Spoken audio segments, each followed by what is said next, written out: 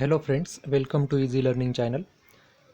आजच्या आपल्या तिसऱ्या लेक्चरमध्ये सर्वांचं स्वागत. ठीक आहे, आपण ऑलरेडी 2 लेक्चर्स सॉईल मेकॅनिक्सवर अपलोड केलेले आहेत आणि वॉटर रिसोर्सेस इंजिनिअरिंग आणि हायवे इंजिनिअरिंग या दोन्ही सब्जेक्टवर प्लेलिस्ट ऑलरेडी आपल्या चॅनलवर तयार आहेत. ठीक आहे, तर जेणेकरून जे नवीन विद्यार्थी असतील त्यांनी चॅनलला सबस्क्राईब करून घ्या आणि मित्रांसोबत पण व्हिडिओ शेअर करत चला. ठीक आहे, बघा मित्रांनो, सध्याचा काळ हा कोरोनाचा आहे. ठीक आहे, त्यामुळं स्टडी आपल्याला ऑनलाईन करावं लागेल आणि त्यासाठीच आपण चॅनल हे स्टार्ट केलेलं आहे. तर त्याच्यामध्ये आपण JEE लेवलच्या ज्या एक्झाम्स आहेत, डिप्लोमा लेवलच्या, ठीक आहे, किंवा मग डिग्री लेवलच्या ज्या एक्झाम्स आहेत त्याच्यावर त्या बेसिसवर जे क्वेश्चन्स आस्क आहेत त्या त्या क्वेश्चन्सला कन्सिडर करून व्हिडिओज तयार करतो आहे आणि त्या सिलेबसला कन्सिडर करून व्हिडिओ तयार करतो आहे. तर व्हिडिओज मित्रांसोबत शेअर करत चला आणि सबस्क्राईब करत चला, जेणेकरून तुम्हाला व्हिडिओचा फायदा होईल आणि तुम्ही एका इफिशियंट वेमध्ये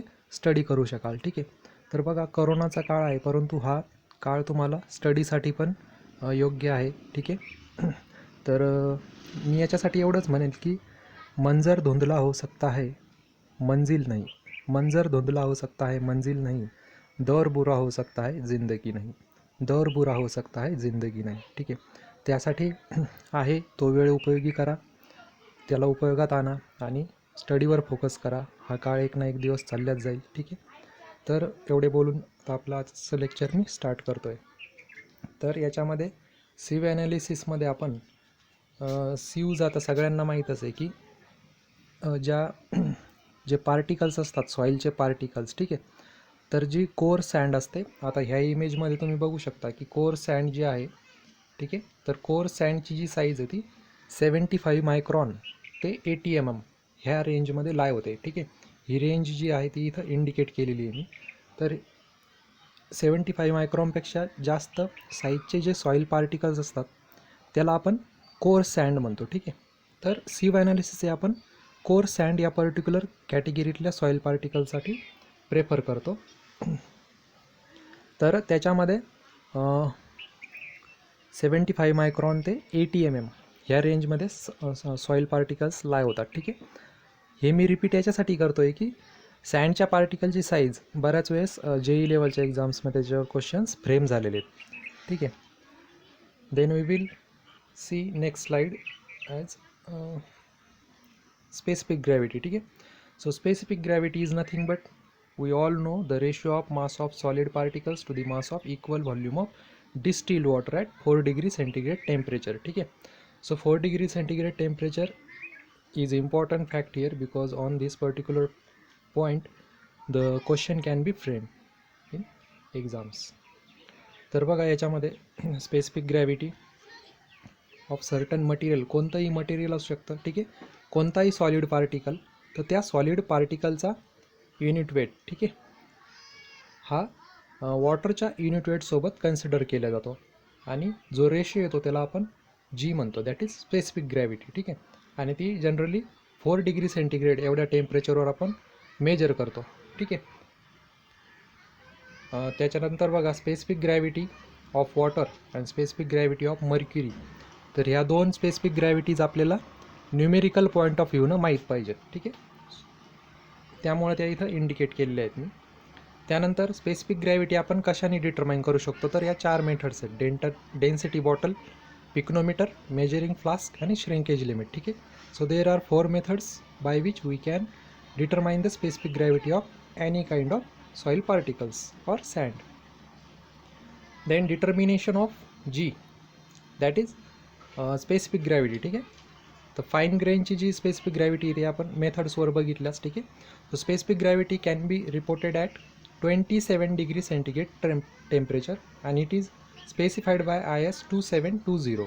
ठीक आहे, हा जो IS कोड आहे इंडियन स्पेसिफिकेशन्स, इंडियन स्टँडर्ड्स, ठीक आहे, 2720 यांनी स्पेसिफाय केलेलं आहे की स्पेसिफिक ग्रॅव्हिटी 27 डिग्री सेंटीग्रेड एवढ्या टेम्परेचरवर आपण स्पेसिफाय करायला पाहिजे. ठीक आहे, त्याच्यानंतर तुम्हाला एक्झाममध्ये असाही क्वेश्चन फ्रेम होऊ शकतो की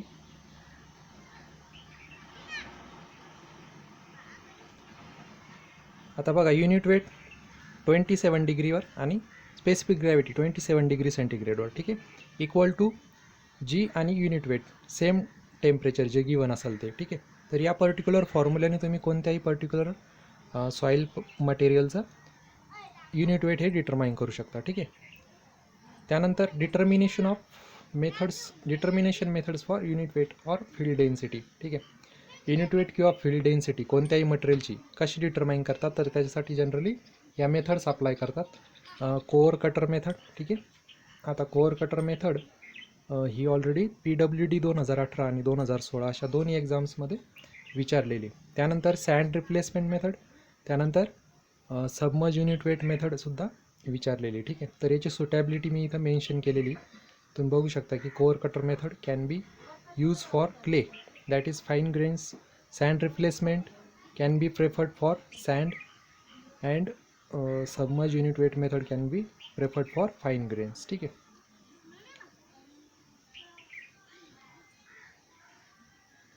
त्यानंतर सबमर्ज युनिट वेटची जी मेथड आहे ती आर्चिमेड प्रिन्सिपलवर डिपेंड आहे, ठीक आहे. So Archimedes principle is nothing but buoyancy force, weight of fluid displace, ठीक आहे. फ्लुइडचं जेवढं वेट डिस्प्लेस होतं त्या वेटला आपण बायॉन्सी फोर्स म्हणतो, ठीक आहे. तर ते आर्चिमेडचं प्रिन्सिपल आहे आणि ह्या आर्चिमेडच्या प्रिन्सिपलवर युनिट वेट मेथड जी आहे ती डिपेंड्स करते. त्यानंतर हे आहे मेकॅनिकल अनालिसिस, ठीक आहे. त्याच्यामध्ये दोन क्लासिफिकेशन आपण करू शकतो, एक for fine grain soil and for coarse sand, ठीक आहे. कोर्स सॉईललाच आपण सँड पण म्हणतो, ठीक आहे.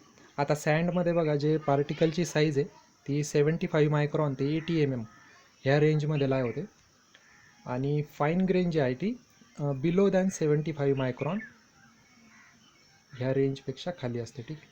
तर याच्यामध्ये एकतर सेडिमेंटेशन ॲनालिसिस आपण करतो आणि त्याच्यामध्ये पुन्हा दोन मेथड्स आहेत, ठीक आहे. त्याला तुम्ही HP अशा एका शॉर्ट फॉर्ममध्ये लक्षात ठेवू शकता.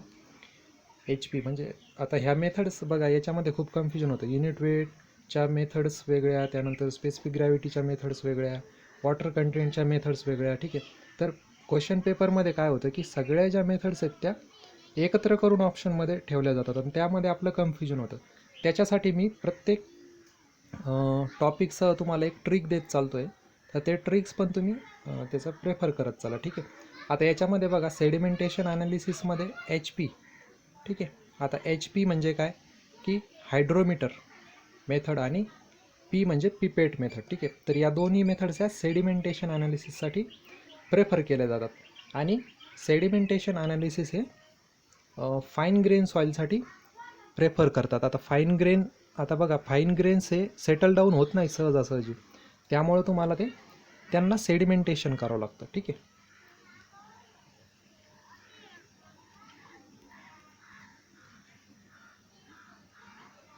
त्यानंतर बघा हे काही कर्व्ज आहेत, ठीक आहे.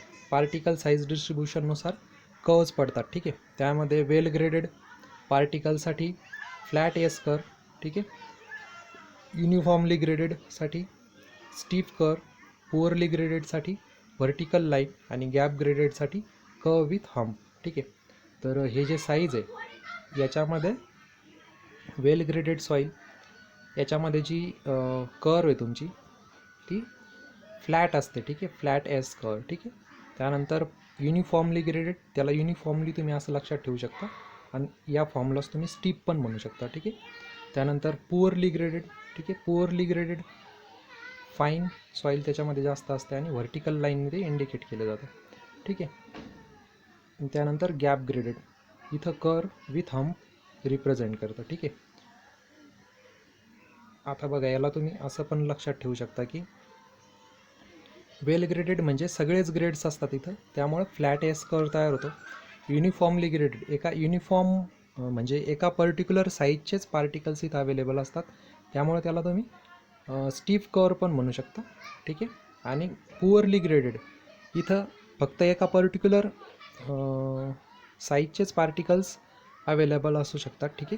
काही पार्टिकल्स हे डायरेक्टली ॲबसेंट असतात आणि गॅप ग्रेडेडमध्ये सुद्धा काही प्रकारचेच पार्टिकल्स प्रेझेंट असतात, ठीक आहे. त्यानंतर बघा if size gradation curve of soil lies above then soil will be finer, ठीक आहे. आता बघा इथं तुम्ही अबोव आणि फायनर ह्या कन्सेप्ट्स लक्षात ठेवू शकता. जशी सॉईल फायनर असते तर ती अबो लाय होते, ठीक आहे, ग्रेडेशन कर्वच्या अबो साईडला लाय होते, कारण फाईन पार्टिकल्स हे त्यांची जी डेन्सिटी ती कमी असते आणि त्यामुळे ते हवेत पसरतात, ठीक आहे. त्यामुळे ते साईड ग्रेडेशन कर्वच्या वरच्या साईडला लाय होतात, ठीक आहे. And this particular size gradation curve is useful for both types of soil, that is course soil and fine grain soil, ठीक आहे. तर बघा याच्यामध्ये ऑलरेडी WRD आणि PWD या दोन्ही डिपार्टमेंटमध्ये ऑलरेडी क्वेश्चन विचारलेला आहे, ते आपण समोर डिस्कस करणारच आहे, ठीक आहे. त्यानंतर सॉईल डेन्सिटीचं मेजरमेंट, ठीक आहे, त्याच्यामध्ये water displacement method, core cutter method आणि सँड रिप्लेसमेंट मेथड या 3 मेथड्स अप्लाय होतात. आता बघा हे काही क्वेश्चन्स आहेत, हा SSC JEEचा क्वेश्चन आहे, ठीक आहे. याच्यामध्ये determination of specific gravity of fine grain soil, ठीक आहे. याच्यामध्ये जी डेन्सिटी बॉटल मेथड आहे ती यूज केलेली, तर त्याच्यामध्ये डेन्सिटी बॉटलची जी कॅपॅसिटी ती विचारलेली, तर कॅपॅसिटी आपल्याला माहिती आहे की 50 ml असते, ठीक आहे, डेन्सिटी बॉटलची.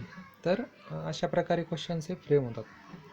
त्यानंतर कोअर कटर मेथड पण विचारलेली, सँड रिप्लेसमेंट मेथड आणि core cutter method suitable for. आता कोअर कटर मेथड आपण बघितली की सॉफ्ट फाईन ग्रेन सॉईल आणि रिप्लेसमेंट मेथड ही fine grain to coarse grain सॉईलसाठी प्रेफर करतो, ठीक आहे. त्यानंतर हायड्रोमीटर ॲनालिसिस, ठीक आहे. हायड्रोमीटर ॲनालिसिसमध्ये आपण मेनिस्कस करेक्शन इज ॲडिटिव्ह आणि डिस्पर्जिंग एजंट करेक्शन इज सबस्ट्रॅक्टिव्ह कन्सिडर करतो. तर याची पण ट्रिक आहे, मी तुम्हाला समोरच्या स्लाईडमध्ये सांगतोच, ठीक आहे. Stokes law is valid only if the size of particles lies between 0.2 mm ते 0.0002 mm, ठीक आहे. ह्या रेंजमध्येच आपण हायड्रोमीटर स्टोक्स लॉ हा प्रेफर करू शकतो, ठीक आहे. त्यानंतर इफ साईज ग्रेडेशन कर्ववर आणखी एक क्वेश्चन WRDमध्ये आपण वर डिस्कस केलेलाच आहे, ठीक आहे.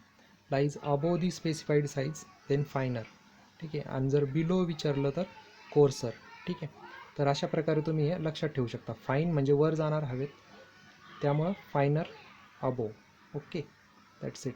आपल्याला बघा एकदम ट्रिक्स वापरून स्टडी जर करताल तुम्ही तरच तुम्हाला गोष्टी लक्षात राहतील, नाहीतर खूप सिलेबस व्हास्ट आहे, पूर्ण थिअरी लक्षात ठेवणं खूप अवघड जाईल, ठीक आहे. त्यामुळे अशा ट्रिक्स बनवा आणि त्यावेळी स्टडी करा.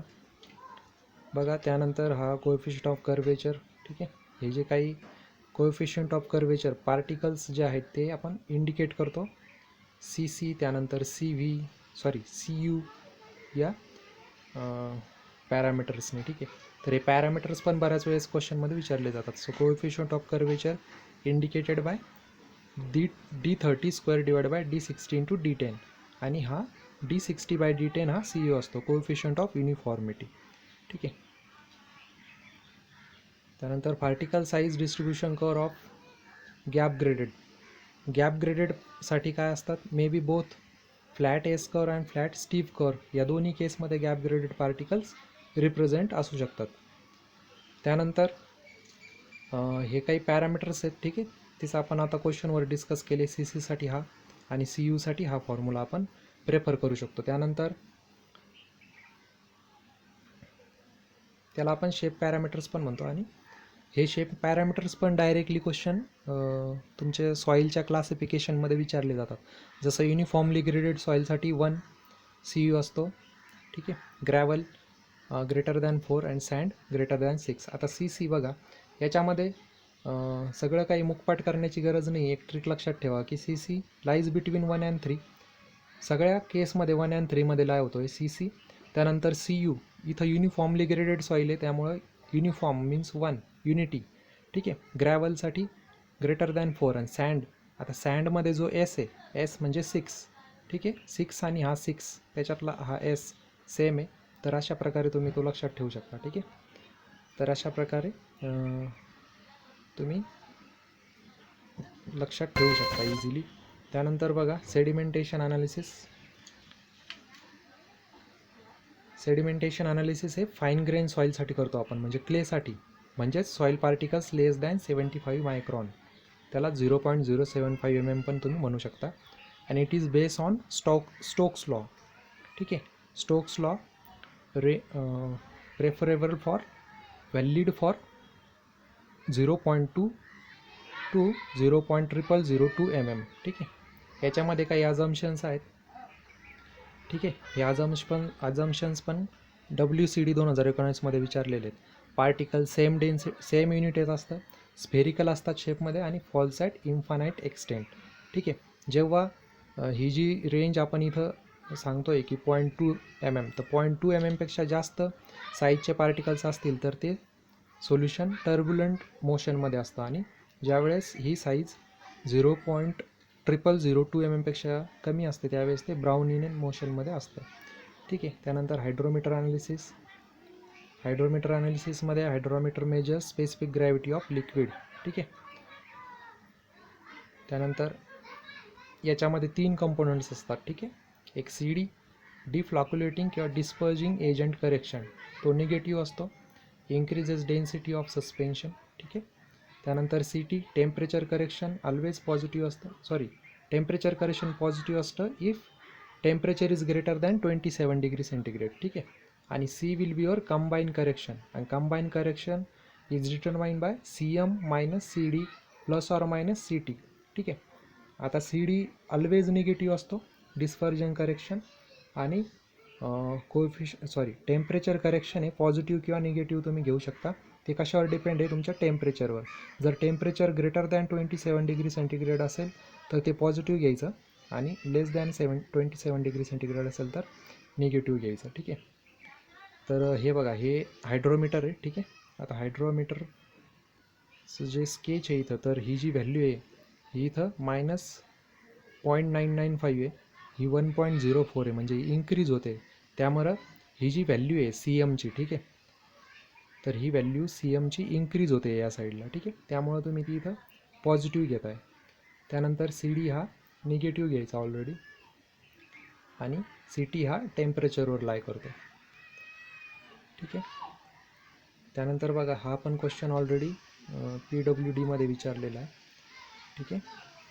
Following apparatus use for determination of grain size distribution of fine grain सॉईलसाठी आपण हायड्रोमीटर यूज करतो. ठीक आहे. For well grade soil value of coefficient of curvature that is CC. ठीक आहे. कोएफिशियंट ऑफ कर्वेचर सगळ्या सॉईलसाठी आपण बघितलं 1 and 3 मध्येच लाय होते. त्यानंतर वॉटर कंटेंट डिटर्मिनेशन.